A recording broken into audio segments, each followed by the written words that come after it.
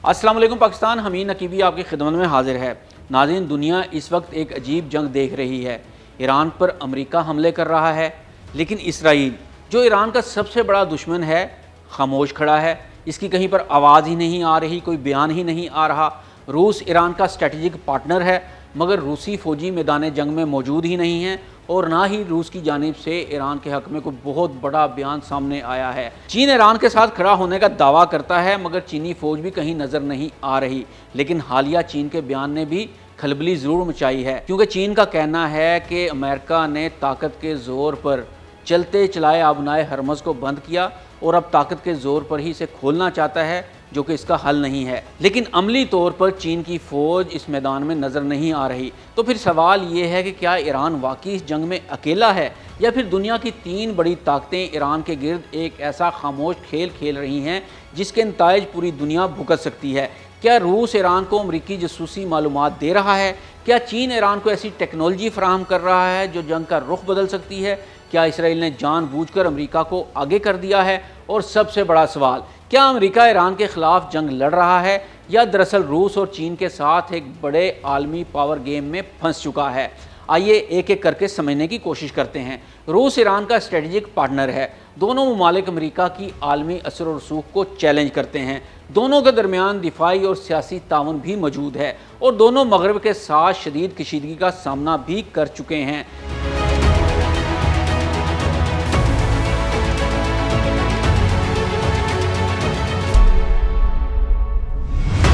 लेकिन जब ईरान पर अमेरिका हमले कर रहा है तो रूसी फ़ौज अमरीकी फ़ौज के सामने क्यों नहीं, या फिर रूस खुलकर ईरान की हमायत ही क्यों नहीं कर रहा? इसका जवाब शायद रूस की अपनी जंग में छुपा है। रूस पहले ही यूक्रेन जंग पर अमेरिका और मगरबी इत्तेहाद के साथ बिलवास्ता तसादुम में है।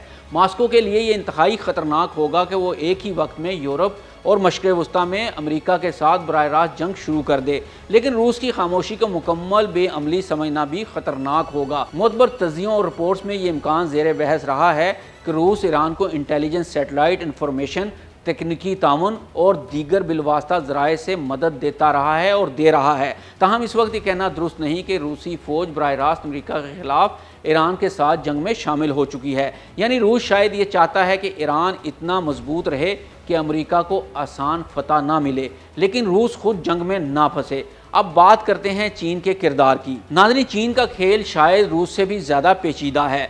चीन ईरान का बड़ा इक़्तिसादी शराकतदार है।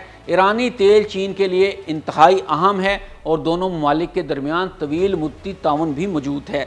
लेकिन चीन ईरान के लिए अमेरिका से जंग क्यों नहीं लड़ रहा? क्योंकि बीजिंग की अपनी तरजीहात हैं। ताइवान, जनूबी बहर चीन, आलमी तिजारत और अमेरिका के साथ मुमकिना मुस्तकबिल का बड़ा तसादुम। चीन शायद ईरान की जंग को अपने लिए एक ऐसी जंग नहीं समझता जिसके लिए वो बराह रास्त अमेरिका से टकरा जाए। लेकिन चीन ईरान को मुकम्मल तौर पर कमज़ोर भी नहीं देखना चाहता। चीनी तेल ख़रीदारी, सनती तिजारत, ड्यूल यूज़ कंपोनेंट्स और इक़्तिसादी रवाबत ईरान को दबाव बर्दाश्त करने में मदद दे सकते हैं।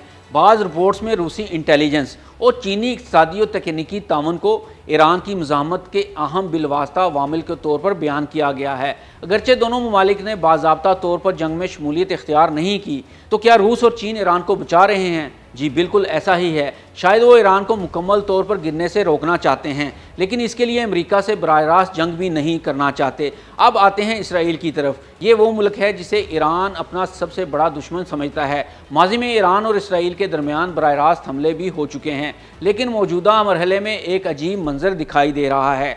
अमेरिका जंग का मरकज़ी फ़ौजी बोझ उठा रहा है, जबकि इसराइल का बराह रास्त किरदार निस्बतन महदूद नज़र आ रहा है और वह अमेरिका के पीछे छुपकर खामोशी से बैठा तमाशा देख रहा है। लेकिन इसका मतलब ये नहीं कि इसराइल जंग से बाहर है।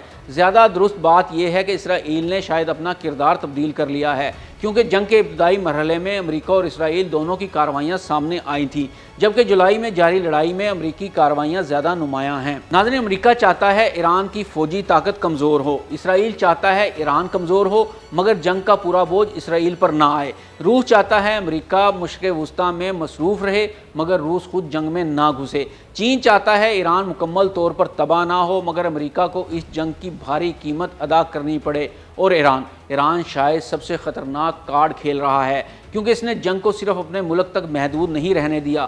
آبنائے ہرمز، بحری جہاز، تیل کی ترسیل، عالمی تجارت اور اب خطے کے دوسرے محاذ، ایران نے جنگ کو عالمی معیشت سے جوڑ دیا ہے۔ یہی وجہ ہے کہ آج سوال صرف یہ نہیں کہ امریکہ ایران کو شکست دے سکتا ہے یا نہیں، اصل سوال یہ ہے اگر امریکہ ایران کو کمزور کرنے کے لیے جنگ جاری رکھتا ہے تو اس جنگ کی قیمت کون ادا کرے گا؟ امریکی فوج، عالمی معیشت، یورپ، ایشیا، یا وہ عام لوگ جن کے لیے تیل، خوراک اور ٹرانسپورٹ کی قیمتیں پہلے ہی بہت بڑھ چکی ہیں؟ اور آخر میں سب سے بڑا سوال، کیا ایران واقعی اکیلا ہے؟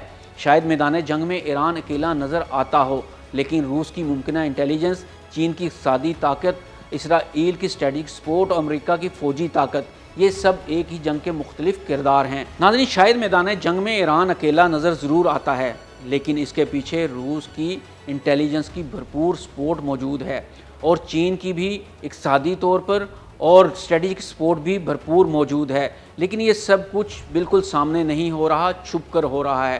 اس لیے یہ کہنا کہ ایران اس جنگ میں اکیلا ہے یہ بہت غلط ہوگا، بلکہ ایران تو پوری دنیا کو الجھا چکا ہے، اور پوری دنیا کی معیشت اس وقت ایران کی اسٹریٹجی پر ڈیپینڈ کرتی ہے۔ ناظرین، ویڈیو اچھی لگی ہو تو اسے شیئر ضرور کیجیے گا۔ حمید نقیبی کو اجازت دیجیے، اللہ حافظ۔